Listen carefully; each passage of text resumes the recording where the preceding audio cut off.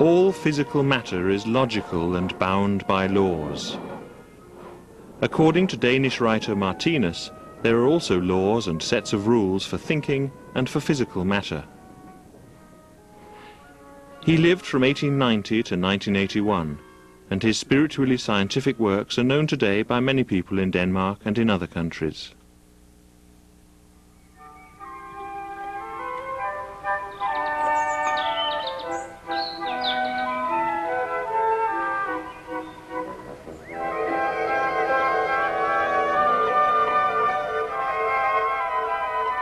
Martinus came from Vendsyssel in the north of Jutland.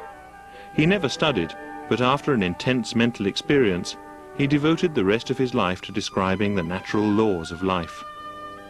His cosmic, spiritually scientific analyses show that everything is very good. Knowledge of the mental and spiritual laws of nature will gradually make it possible for the terrestrial human being to master his psyche and mentality so that a paradise of peace and love can arise on earth. For the laws that control the physical and spiritual universe, Martinus used the term cosmology, the science of the law-bound and well-ordered universe, as opposed to chaos and chance. Martinus set down his analyses in more than 6,000 pages. Some of his books have been translated into many languages. He began writing when he was 30, after having had the intense mental experience that gave him the ability to make a perfectly logical description of the mystery of life.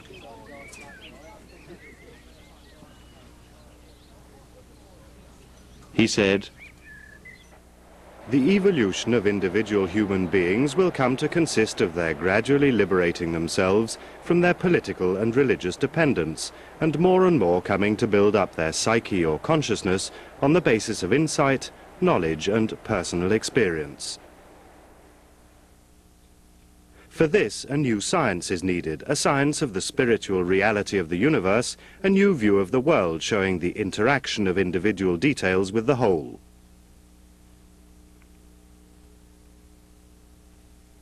There will, of course, be people who turn this spiritual science into a new religion, but that shows merely that they don't yet have the ability to understand it.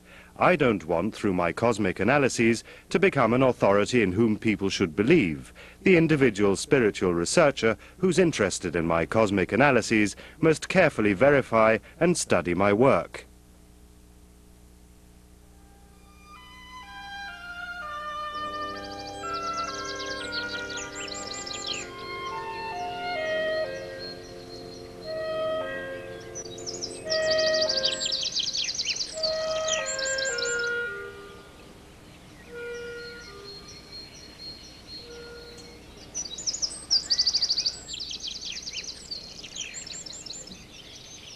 Martinus' own life began in modest surroundings.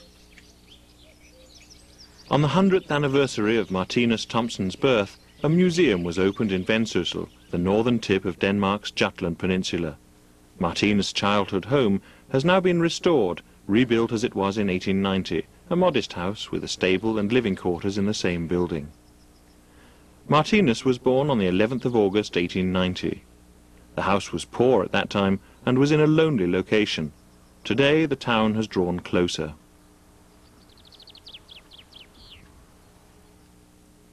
Martinus' mother was unmarried. She was housekeeper to Lars Larsen, a landowner at Christianshed.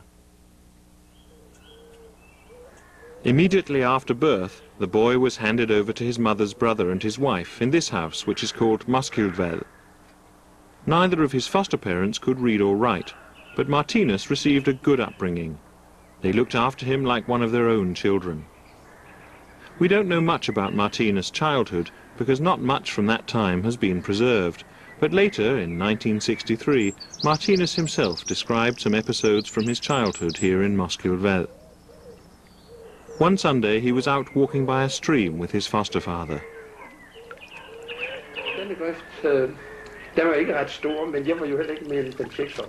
And this ditch, it wasn't very wide, but I wasn't more than 5 or 6 at the time. I jumped over. I could jump backwards and forwards. Suddenly everything went black. Then I was hauled up. I was wearing some very good clothes with shiny buttons. I was so elegant, and then how I looked with peat slush all over me. Then I came home to my foster mother. She was very angry. I almost got a thrashing, but if I drowned, she would have been very unhappy.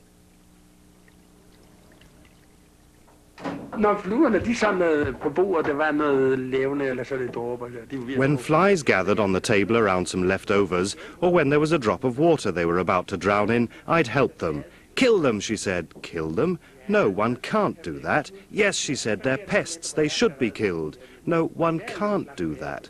Then I couldn't expect our Lord to save me if I'm about to drown. I'm a kind of our Lord for the drop of water, and I can save the fly, so I have to do it.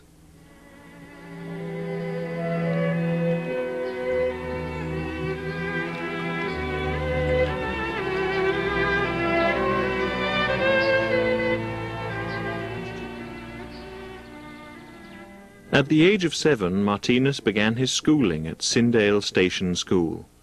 Here he received only the most essential tuition. 3 hours twice a week in the summer and a little more in the winter. It was 15 minutes' walk to the railway town, Sindal. The town grew up around the station building after the line between Jøring and Frederikshavn was built. Martinus really liked going to school, especially the Bible history lessons. The old stories appealed to his sensitive mind. But he could not accept all Christian teachings.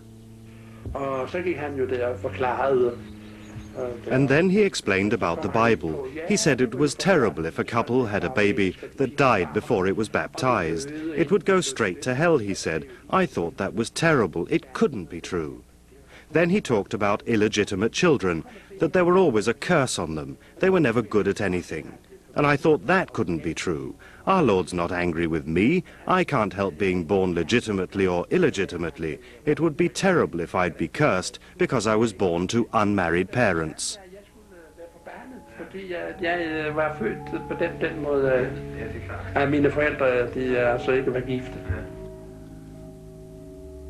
Martinus was delicate from birth. All the same, he wanted to be apprenticed to a blacksmith. But the work proved too hard for him, so after a month he got a job on a farm.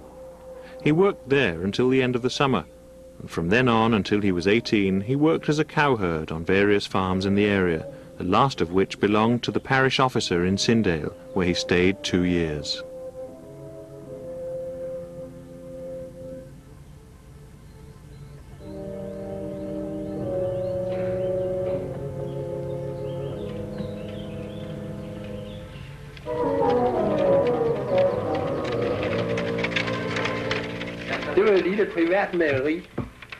It was a little private dairy. It looked very nice, but nothing worked, neither a regulator nor anything else, and the boiler was far too small, so a weight was put on the safety valve of the steam boiler, and the machine's regulator didn't work. When a drive belt broke off, it went out of control, so one had to rush to close off the steam. One day, the factory inspector came. But we were finished by then, and the machine stood still. He couldn't see that there was no regulator. There was a regulator, but it was only decoration. And during the day, when we switched the machine on, we had to put a weight on the safety valve in order to get the pressure up. In the steam boiler, the pressure was so high that the valve could fly into the air at any moment. Oh, it was terrible.